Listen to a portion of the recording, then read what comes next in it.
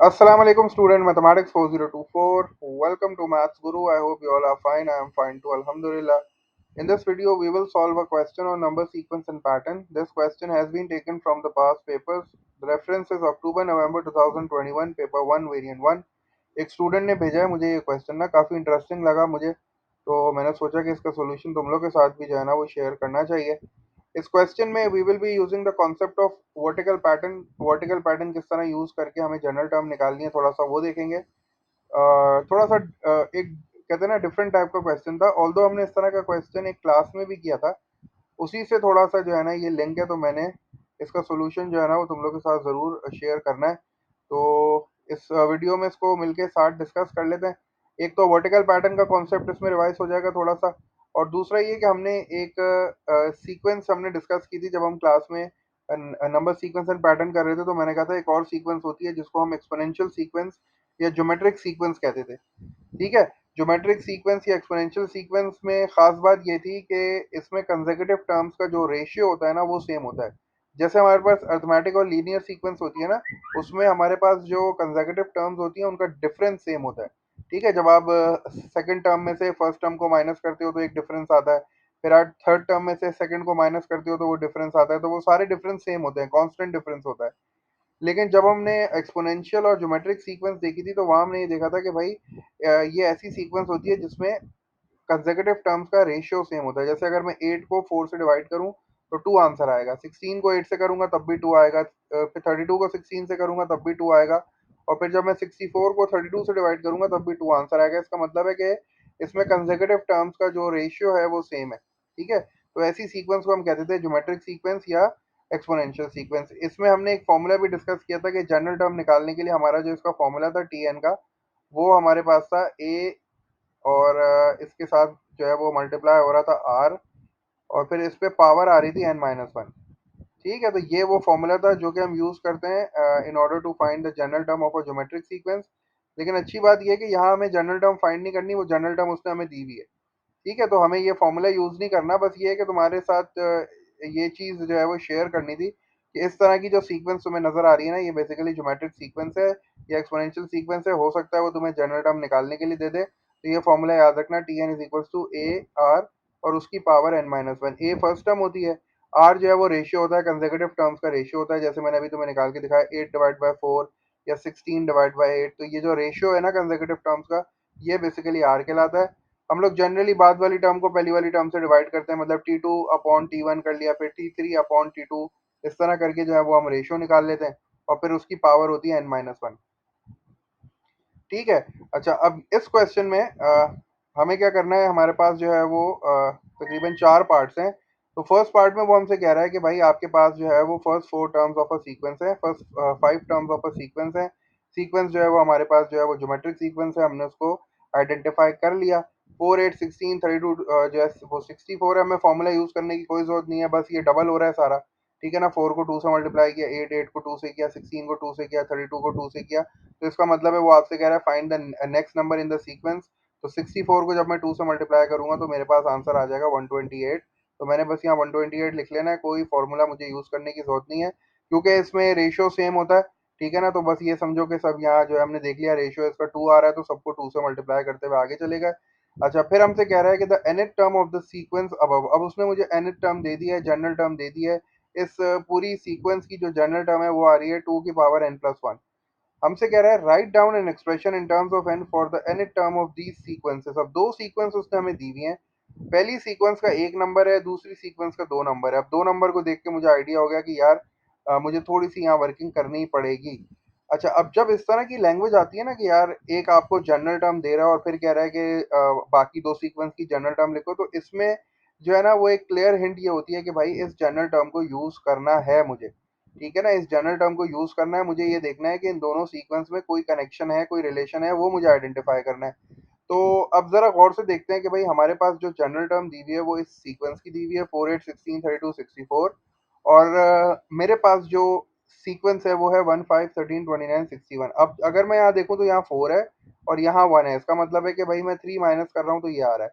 ये 8 है, 8 में से जब मैं 3 माइनस कर रहा हूँ तो 5 आ रहा है, 16 में से जब मैं 3 माइनस कर रहा हूँ तो 13 आ रहा है, 32 में से जब मैं 3 माइनस कर रहा हूँ तो 29 आ रहा है। इसी तरह 64 में से जब मैं 3 सब्ट्रैक्ट कर रहा हूँ तो 61 आ रहा है। तो इसका मतलब मैं ये कह सकता हूँ कि ऊपर वाली जनरल टर्म जो है वो तो ये हो गई 2 की पावर n+1, ठीक है ना, ये तो हो गई। लेकिन मेरी सीक्वेंस ये नहीं है। मेरी सीक्वेंस क्या है, हर टर्म से 3 कम है। हर टर्म से 3 कम है ना, तो यहाँ से भी 3 कम, यहाँ से भी। तो मैं बस इसके आगे माइनस लिख के 3 लगा दूंगा। मुझे यहाँ कोई जो है वो वर्किंग करने की जरूरत नहीं है। असल में ये जो है ना कोई स्क्वायर नंबर है, ना क्यूब नंबर है, ना ट्राइंगल नंबर है, ना ये लीनियर सीक्वेंस है, ना ये क्वाड्रेटिक सीक्वेंस है। तो इसी वजह से जो है ना ये वर्टिकल पैटर्न के थ्रू ही होगी। और इसमें क्लियर हिंट यही है कि जब भी वो इस तरह तुम्हें क्वेश्चन में एक टर्म की सीक्वेंस दे और तुमसे बोले कि भाई बाकी टर्म की सीक्वेंस लिखो, तो वो क्लियर हिंट दे रहा है कि भाई there is a connection between the two sequences. आप गौर से देखो, कोई चीज़ प्लस हो रही होगी, कोई माइनस हो रही होगी। तो इस तरह से करके जो है ना तुम इस उसको जनरल टर्म को यूज करके तुमने जो है वो एक नंबर अपना जो है वो हासिल कर लिया।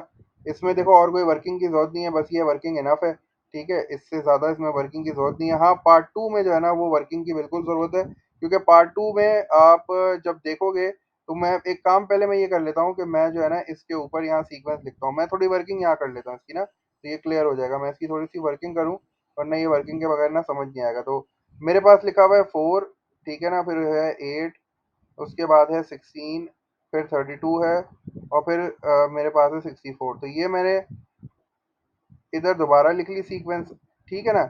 इसकी जो मेरे पास जनरल टर्म आ रही है वो आ रही है 2 की पावर n+1। सही है। तो ये तो उसने मुझे सवाल में गिवन दिया हुआ है कि भाई 2 की पावर n+1 हो गई, 4, 8, 16, 32, 64 हो गया। अब उसने मुझे जो सीक्वेंस दी है वो है मेरे पास 10।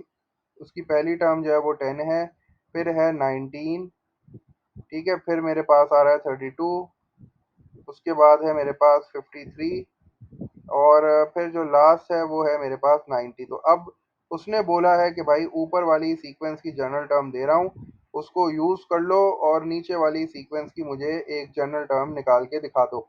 अब मैं नीचे वाली पे अगर गौर करूंगा बैठ के, तो वहाँ भी मुझे समझ में आ रहा है कि यार ना ये क्वाड्रेटिक बन रही है, ना ये जो है वो अर्थमेटिक बन रही है, ना ये स्क्वायर है, क्यूब नंबर है। तो बस फिर बेहतर यही है कि भाई हमारे पास हिंट है कि हमें इसी को यूज़ करना है। तो अब मैं अगर देखता हूँ तो इन दोनों में कितने का डिफरेंस है, इन दोनों में +6 का डिफरेंस आ रहा है। ठीक है ना, जब मैं 4 में 6 ऐड कर रहा हूँ तो 10 आ रहा है। अच्छा, अब मैं जब यहाँ देख रहा हूँ तो इसमें 11 का आ रहा है, ठीक है। और फिर मैं जब आगे जा रहा हूँ तो फिर कितने का डिफरेंस आ रहा है, यहाँ 16 का आ रहा है। तो मैंने यहाँ +16 मतलब 16 ऐड करूँगा 16 में, तो 32 आ रहा है। ठीक है, ऐसे भी एरो लगा देता हूँ ताकि क्लियर हो जाए कि भाई 8 में 11 ऐड किया 19 आ गया, 16 में 16 ऐड किया 32 आ गया। 32 में अब मैं कितना ऐड करना पड़ेगा मुझे, 32 में 21 ऐड करना पड़ेगा, तो 53 आ जाएगा। ठीक है, मुझे थोड़ा सा समझ में आ रहा है कि हाँ यार सब में जो है वो 5-5 का फर्क चल रहा है। अब यहाँ देखते हैं, इसमें 5 ऐड करूँ तो 26 आना चाहिए। तो क्या दोनों में 26 का डिफरेंस है? हाँ बिल्कुल। 64 में जब मैं 26 ऐड कर रहा हूँ तो इसका मतलब है कि 90 आ रहा है। तो इसका मतलब ये हुआ कि ऊपर वाली जो सीक्वेंस है उसकी हर टर्म में अगर मैं अब देखो सेम नहीं है। अब यहाँ मुझे +6 ऐड करना पड़ा है, यहाँ मुझे 11 ऐड करना पड़ा है, यहाँ मुझे 16 ऐड करना पड़ा है, यहाँ 21 या 26। अगर कोई एक ही नंबर होता ना तो मैं यहाँ जो है वो जल्दी से ऐड कर देता, मुझे सीक्वेंस मिल जाती। लेकिन अब एक नंबर नहीं ऐड हो रहा है, जो ऐड हो रहा है ना वो भी बेसिकली एक सीक्वेंस बन रही है। जो एडिशन हो रही है ना वो भी देखो एक सीक्वेंस बन रही है। 6, 11, 16, 21, ये कौन सी सीक्वेंस है? ये ऐसी सीक्वेंस है जिसमें डिफरेंस कांस्टेंट है। 5-5 का डिफरेंस चल रहा है ना, तो इसका मतलब है कि ये जो है अर्थमेटिक सीक्वेंस है। तो मैं एक काम ये करता हूँ कि इस सीक्वेंस की जनरल टर्म निकाल लेता हूँ। इस सीक्वेंस की जनरल टर्म निकाल लेता हूँ, चूंकि मेरा डिफरेंस कांस्टेंट नहीं है। देखो पहली वाली में 6 ऐड करना पड़ा है, अगली वाली में अगर 6 ऐड करना पड़ता तो मैं यहाँ डायरेक्ट +6 लिख के खत्म करता, मेरा काम ही हो जाता। लेकिन अब मुझे 6 नहीं ऐड करना, अगली में 11, फिर 16, फिर 21। तो मैंने देखा कि यार ये जो डिफरेंस है ना पूरा का पूरा डिफरेंस, इसको भी मैंने सीक्वेंस की फॉर्म में लिख लिया। अब ये अर्थमेटिक सीक्वेंस है, इसमें 5 का डिफरेंस, फिर 5 का, फिर 5 का, फिर 5 का। और अर्थमेटिक सीक्वेंस का जनरल टर्म निकालने के लिए मेरे पास फॉर्मूला क्या है, Tn = a+n-1d। तो मेरे पास a क्या है, a मेरे पास है 6, ठीक है। फिर मैंने लिखा प्लस ब्रैकेट में n-1, और फिर इसका डिफरेंस कितना है, कॉमन डिफरेंस जो है वो 5 आ रहा है। तो मैंने जो है वो ब्रैकेट में 5 लिख दिया। अब मुझे इसको सिंपल जो है वो सिंप्लीफाई करना है। ये 6 हो गया, और 5 को जब मैं n से मल्टीप्लाई कराऊंगा तो ये हो जाएगा 5n। जब 5 को -1 से मल्टीप्लाई कराऊंगा तो ये -5 हो जाएगा। और फिर 5n जो है वो मैंने शुरू में लिख दिया। और 6 में से जब मैं 5 को सब्ट्रैक्ट करूंगा तो मेरे पास आ जाएगा +1। तो इसका मतलब ये हो गया कि भाई मेरे पास जो डिफरेंस आ रहा है ना वो बेसिकली 5n+1 का पैटर्न है। 5n+1 का पैटर्न है, 5n+1 करता जा रहा हूँ तो मुझे जो है वो नई सीक्वेंस मिलती जा रही है।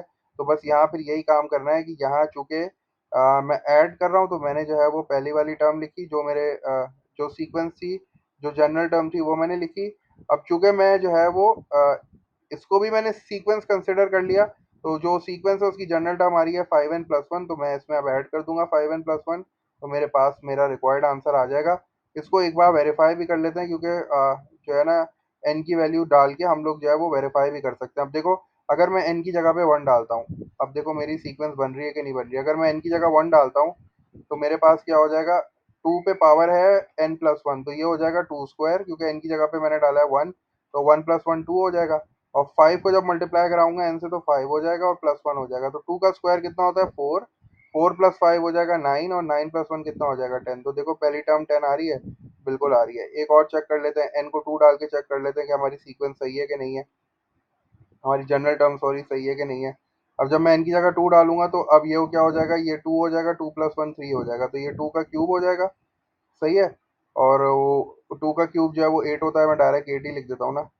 तो ये 2 का क्यूब हो जाएगा, और 2 का क्यूब जो है वो मेरे पास 2 मल्टीप्लाई बाय 2 मल्टीप्लाई बाय 2, तो 2 2 4, 4 2 8 हो गया। और उसके बाद फिर क्या होगा, 5 को जब मैं 2 से मल्टीप्लाई कराऊंगा तो ये 10 हो जाएगा, 5 2 10, और फिर ये +1 हो गया, तो इसका मतलब है कि ये 19 आ गया और सेकंड टर्म मेरी 19 है। इसका मतलब ये हुआ कि मैंने जो जनरल टर्म निकाली है वो बिल्कुल करेक्ट है।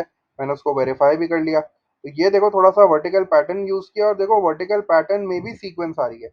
अब मैंने तुम्हें बता दिया कि देखो यहाँ हमने क्या किया था, यहाँ 3 का डिफरेंस आ रहा था, 3 का डिफरेंस यहाँ भी था, 3 का यहाँ भी था, 3 का यहाँ भी था, 3 का यहाँ भी था, 3 का यहाँ भी था, तो मैंने सिर्फ जनरल टर्म में से 3 को सब्ट्रैक्ट कर दिया। ठीक है ना। लेकिन यहाँ प्रॉब्लम ये है कि जो डिफरेंस है ना वो कांस्टेंट नहीं है, वो भी 5 5 से बढ़ रहा है। तो मैंने फिर क्या किया कि मैंने देखा डिफरेंस को भी एक सीक्वेंस बना दी, और उसकी जनरल टर्म निकाल के मैंने ऐड कर दिया, तो मेरे पास जो रिक्वायर्ड सीक्वेंस आ गई, रिक्वायर्ड जो जनरल टर्म आ गई सॉरी, वो आ गई 2 की पावर n+1 +5n+1। ठीक है भाई, तो ये थोड़ा सा डिफरेंट सा क्वेश्चन था, तो मैंने सोचा कि तुम लोग के साथ जरूर इसको शेयर करूं। आई होप ये वीडियो तुम लोग के लिए हेल्पफुल होगी इंशाल्लाह। बाकी कोई भी कंफ्यूजन क्वेरी हो तो ज़रूर मेरे साथ शेयर कर लेना, ताकि मैं इस तरह क्वेश्चन सॉल्व करके तुम लोग की क्वेरी जो है वो जो है उसको क्लियर कर लूँ। बाकी प्रैक्टिस करते रहो इंशाल्लाह। All the best. Until then take care, अल्लाह हाफिज़।